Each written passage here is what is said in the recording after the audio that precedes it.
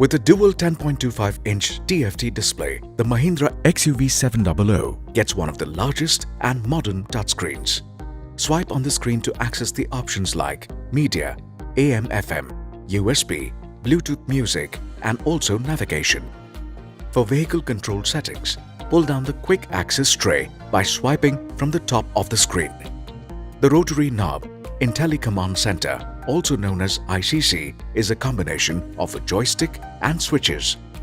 This knob can be used to adjust volume and browsing.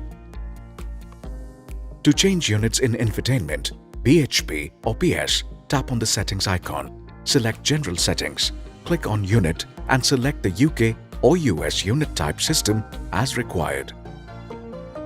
To set the clock, go to Settings and click on Time and Date settings. You can use the ICC to set the desired time and date.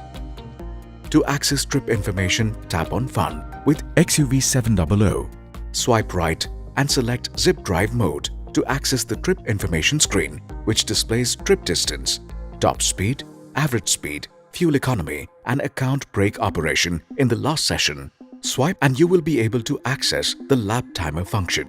In the Zap and Zoom modes, reveals the performance meters that display the power and torque being delivered at the particular moment.